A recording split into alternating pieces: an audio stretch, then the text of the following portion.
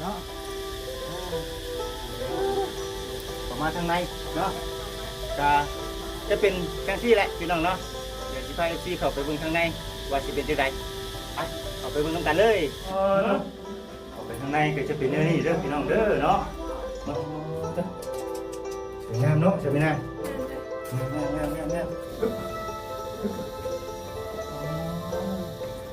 ต้องขึ้นมาทางในเนาะสวยงามไปขึ้นเบิ่งก่อนพี่น้องเอ้ยมานี่แหละโอ้ขึ้นแบบนี้ได้อีกโอ้ต้อง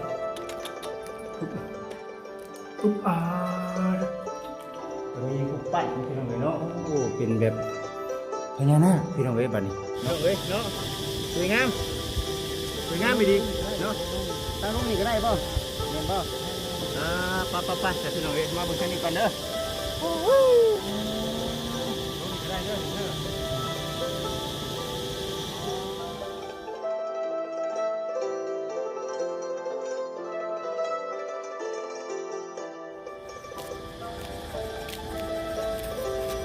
โดยพี่น้อง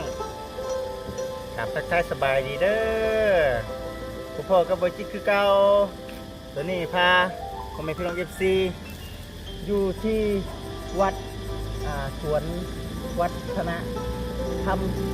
เสียงควรพี่น้องเอ๋ยเนาะพอดีมื้อนี้ท่านบอยจิตพา FC มาเบิ่งเนาะสิ่งของเนาะที่ว่าข้าวบูฮานเพิ่นเคยเฮ็ดฉากไว้พี่น้องเนาะหรือว่ามื้อนี้สิพา FC ย้อนยุคเนาะประวัติความเป็นมา FC หลายๆท่านเพิ่นก็สิฮู้ด้วยแหละแต่ว่าบ่จิตก็เป็นครั้งแรกเนาะแล้วก็สิได้มาเรื่องราวรายละเอียดก็สิบ่ค่อยฮู้ปานใดแต่ว่าก็สิไปถ่ายเนาะให้กับพ่อแม่พี่น้อง FC ได้เบิ่งได้เห็นเนาะแบบนี้เป็นแนวนี้ว่าซั่นนะพี่น้องเอ้ยไปติดตามรับชมเบิ่งไปนํกัน โดยคือว่ามาภายในวัดเนาะก็จะมีรูปปั้นสร้างและก็นักท่องเที่ยวที่สวยงามเนาะและก็รอเราพี่น้องเลยสุดยอดเป็นนักท่องเที่ยวแล้วบัดนี้ก็ได้เที่ยวไล่ๆมองเลยได้ เอาเที่ยวได้สบายดี ไปดี เดี๋ยวสิพา FC รอเบิ่งเนาะโอ้บัดเสียงควานพี่น้องเนาะนี่ดิโอ้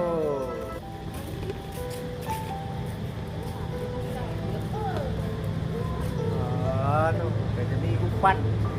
รู้ละสิ่งบอกพี่น้องเลยโอ้ตุ๊กสวยงามพี่น้องเด้อสวยงามไปดิก็จะเป็นรูปปั้นเนาะศิลปะวรรณคดีเนาะสัญลักษณ์ของความเป็นลาวพี่น้องเอ้ยเป่าแคนเนาะ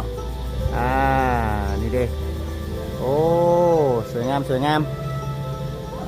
นี่เด้พี่น้องเอ้ยนี่จะเป็นรูปปั้นเนาะทางเมียยิงลาวพี่น้องเอ้ยพอมีแคนแล้วก็ต้องมีการพ่นลำเนาะนี่เด้พี่น้องเอ้ยสวยงามเนาะอยู่หน้าประตูพี่น้องเอ้ยเนาะมีปั้น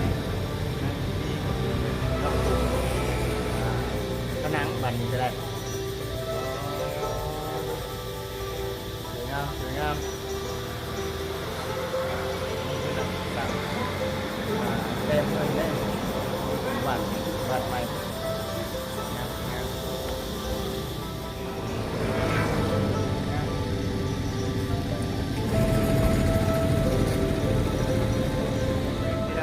ทั้งเอ๋ยแล้วก็มาแหละ6 คนทั้งเอ๋ยกับไอ้โดยเป็นมาได้พี่น้องเอ้ยเนาะมาแล้วท่านสบายดี เต็มที่มานี่เนาะเดินทางเข้ามาพี่น้องเนาะชมเที่ยวโอ้มีแต่คนจบๆงามๆ พูนสบายดีอ่า อ่าไปไปไปโอ้สวยงามสวยงามสวยงามหลายพี่น้องเอ้ยเด้อพี่น้องเอ้ยโอ้พูนทั้งนี้ก็ได้ลมไปทุกทิศทุกแดนดอกบัวหอมเนาะโอ้สวยงามสวยงามนี่เด้พี่น้องเอ้ยลูกปั้นทั้งภายในเด้นี่โอ้อันนี้คือภายในเด้อพี่น้องเด้อเนาะพูนทั้งนี้ทางเข้าหยังอันนี้ นรกสวรรค์สวยงามสวยงามพี่น้องเลยก็จะเป็นในเรื่องอันนี้คือหยังนี่บ่ตานรกบ่ โลกเร็วดีนะ ถึงนรกบ่นี่โอ้ยเนาะแม่เห็นแล้วบัดนี้เนาะคุณประตูนรกสุดยอดเยอะเข้าไปแล้วพี่น้องเลยเนาะคุณทางมีนาเข้าไปแล้วไปเห็นอย่างนี้ถึงแกลงรถ เดี๋ยวสิพาพ่อแม่พี่น้องเข้าไปทางในพี่น้องเลยไปเริ่มกันเลยเข้ามาทางในเนาะจะเป็นจังซี่แหละพี่น้องเนาะเดี๋ยวสิพาFCเข้าไปเบิ่งทางในว่าสิเป็นจังไดไปเข้าไปเบิ่งกันเลยเข้าไปทางในก็จะเป็นนี่เด้อพี่น้องเด้อเนาะมาพอเข้ามาทางในกันลักษณะก็จะเป็นนี่บัดนี้โอ้เป็นยังไงระวังพื้นมืนระวังไปทางนี้เนาะพี่น้องเอ้ยใส่มินาทานนี่โอ้สวยงามนรกด้วยนี่สวยงามเนาะใส่มินาพี่น้องเอ้ยขึ้นไประวังหัวต่ำ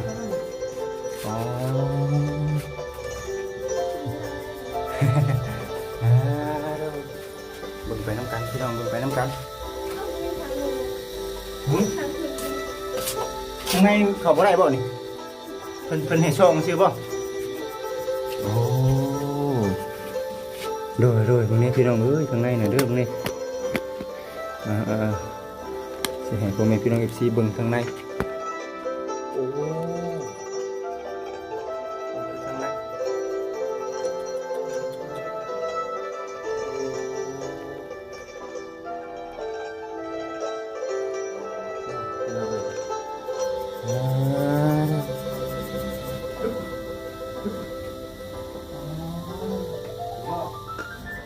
พี่น้องเอ้ยต้องขึ้นมาทางในเนาะสวยงามไปขึ้นบนก่อนพี่น้องเอ้ยมานี่แหละลงเลยพี่น้องเอ้ยพอเข้ามาเบิ่งทางเทิงเด้อพี่น้องเด้อโอ้ยนี่คือนรกโว้ยโรงพยาบาลสุดยอดพี่น้องเอ้ยอุ้ยเบิ่งเลยปุ๊บปั้นสมติสมพันธ์อันนี้เป็นเต็มไม้เป็นสร้างไม้นะข้างในเนาะโอ้โดยพี่น้องเห็นบ่โดยวันนี้นะเพิ่นให้ขึ้นนี้บัดนี้พี่น้องเอ้ยเนาะเพิ่นให้ขึ้นนี้ได้พี่น้องเอ้ยบัดเบิ่งไปทำกันพี่น้องเนาะเบิ่งไปทำกันเลยพี่น้องเด้อขึ้นมานี่พี่น้องเลยโอ้ขึ้นแบบนี้เด้โอ้มีปั้นพี่น้องเลยเนาะโอ้เป็นแบบพญานาคพี่น้องเลยบัดนี้เนาะ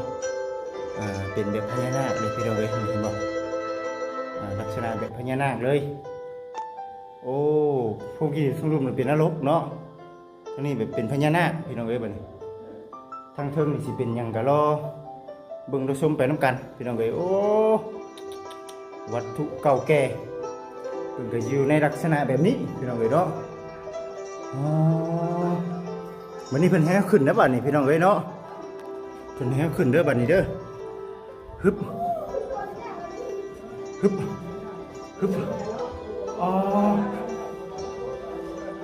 สุด สุดยอด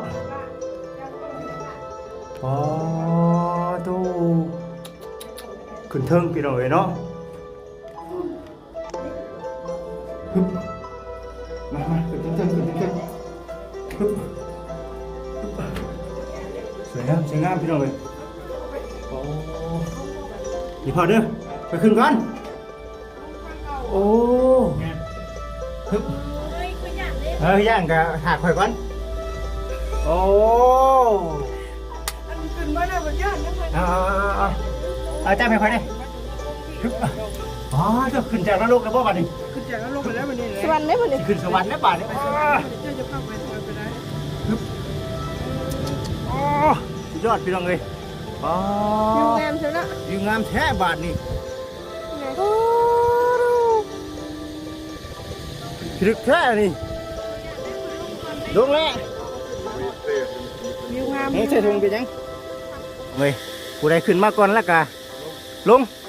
ชวนมาจิตขึ้นมาน้ำดังเด้อพี่น้องเด้อเนาะผุ่นปอบรรยากาศมีหุบปั้นหลายพี่น้องเนาะเว้ยเนาะสวยงามไม่ดีเนาะตั้งลงนี่ก็ได้ป่ะเห็นป่ะไปแต่พี่น้องเอ้ยมาบนชั้นนี้ก่อนเด้อ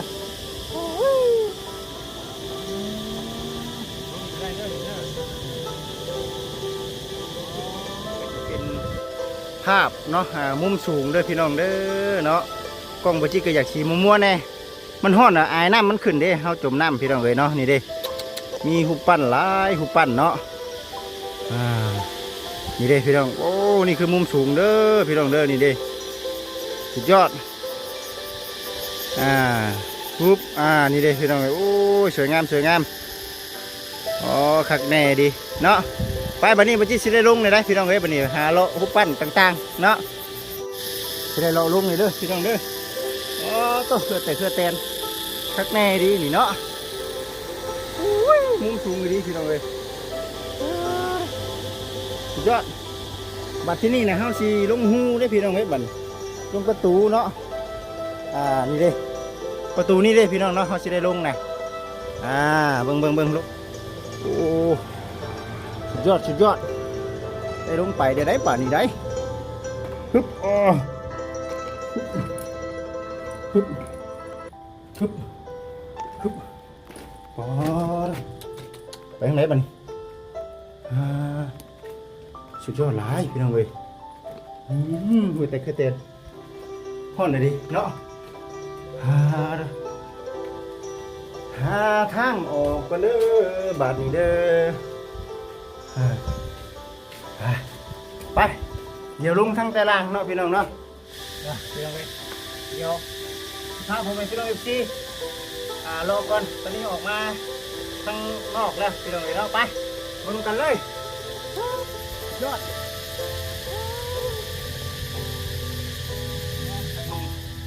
ก็จะมีหูปปั้นเนาะพระพุทธรูปพี่น้องเอ๋ยเนาะหลายแบบถือว่ากว้างขวางเนาะกว้างขวางพอสมควรนี่เลยพี่น้องเนาะรูปปั้นอันนี้ก็จะเป็นรูปปั้นลายหน้าเนาะนี่คือจะเป็นพระพุทธรูปเนาะคุณขอเดชะบุษพี่น้องเนาะพระอาญามีคุณเก้าก็คุณโอ้อันนี้ดังพักจังแล้วกราบพระก่อนเนาะน้องเอ้ยเดี๋ยวสิกราบอาณาพระก่อนเด้อพี่น้องเด้อเดี๋ยวสิกราบพระก่อนไปกราบพระก่อนได้พี่น้องเอ้ย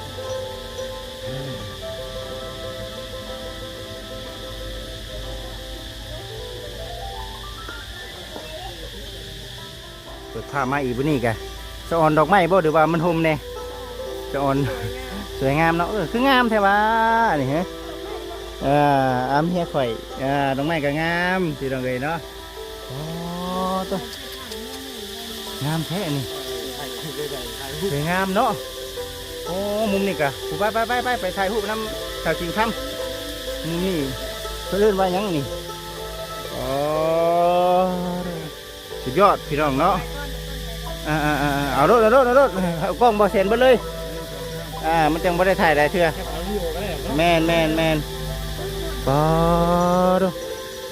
นี่เด้พี่น้องอันนี้คือผ่ามือเพิ่นได้นี่คิดว่าเป็นคือหนวดปลาหมึกเนาะขออนุญาตนำข้างหน้าเนี่ยเป็นหัวกะโหลกเนาะเป็นหัวกะโหลกลงมาพี่จะ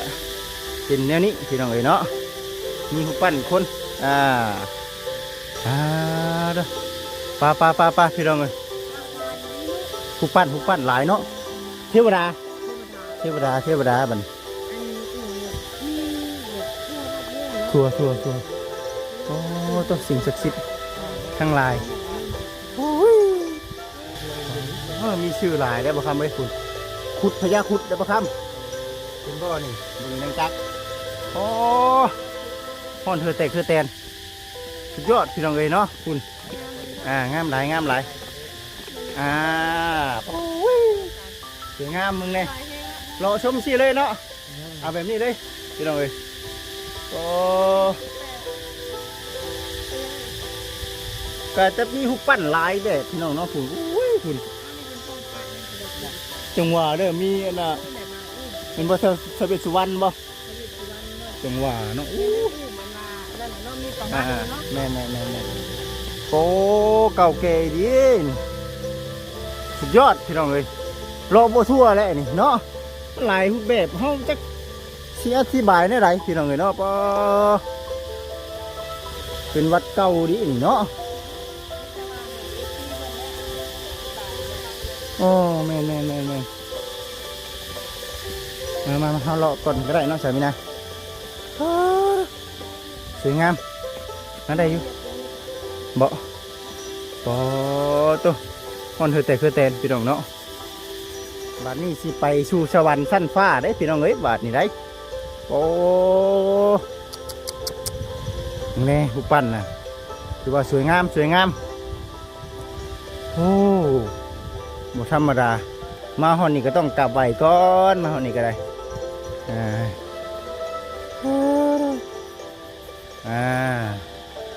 สาธุเด้อสาธุอยู่ดีมีแห้งเดินทางตลอดปลอดภัยไปใช้มาใกล้ขอให้ฮอดให้ถึงจุดหมายปลายทางเนาะอยู่ดีมีแห้งเด้อเนาะขอมีแต่โชคมีแต่ลาภสาธุเนาะแล้วแกอย่าลืม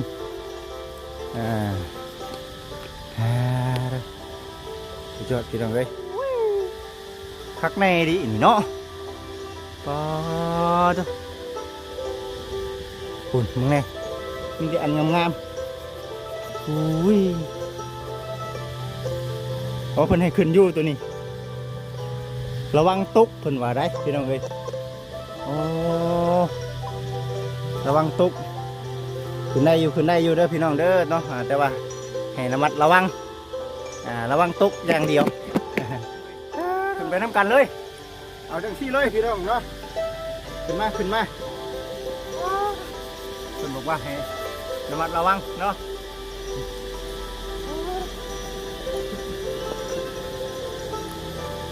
ไปทุกเลยสู่สวรรค์ฟ้า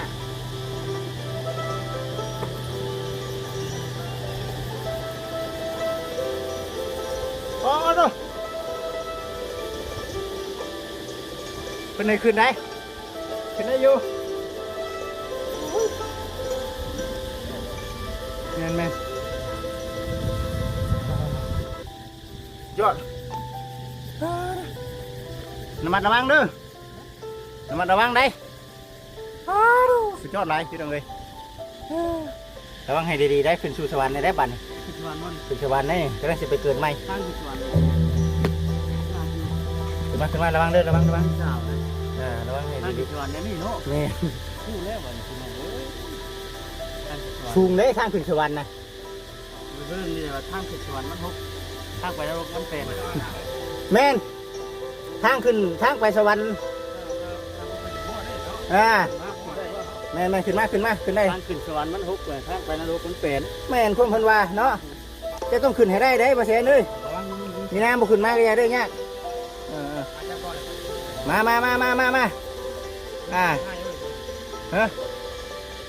เบิ่งค่อยสิ ขึ้นมาได้เพิ่นบ่ได้ห้ามเด้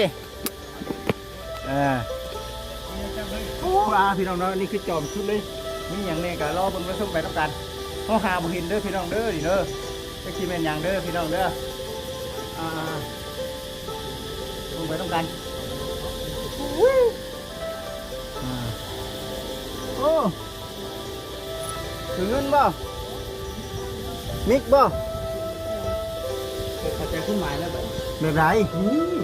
ใครต้องการจะได้อย่างเทียนชนี้โอ้โอเชนโอเชนจะถือมิกมาอยู่บ่มิกมาอยู่บ่คำปรารถนาไปพอทำเข้าไปได้คุณบ่ได้เขาได้ต้องเสียเอาเกิดมา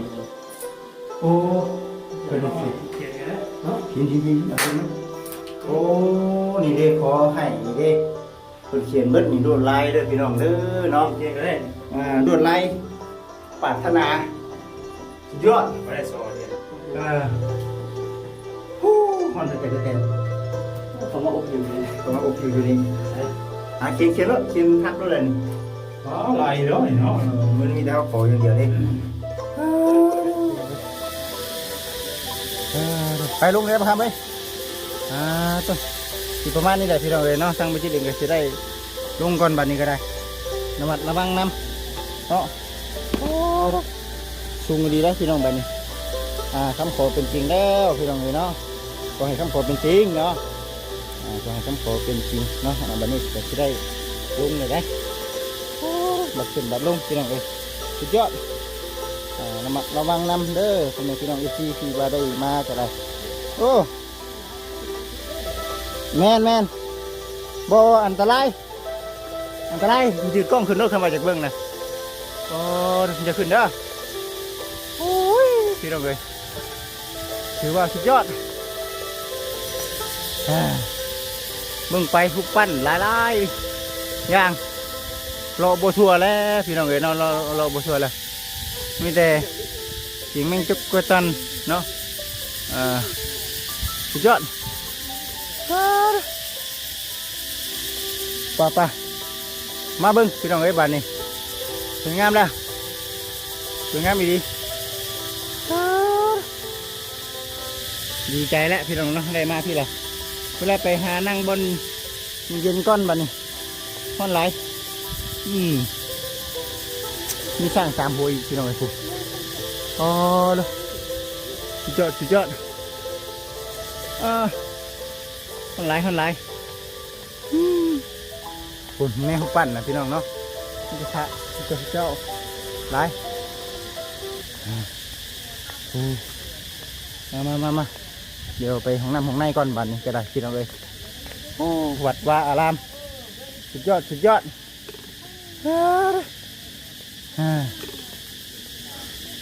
ออกมาก่อนรอบบัวชัวได้พี่น้องเลย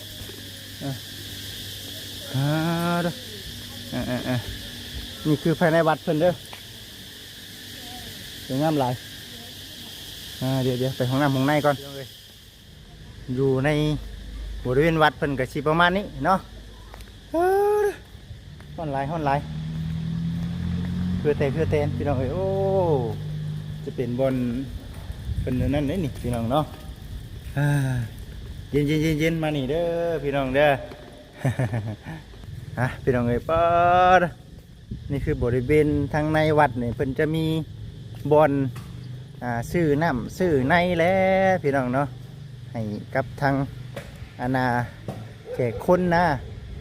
มาเยี่ยมมาส้มพี่น้องเอ้ยโอ้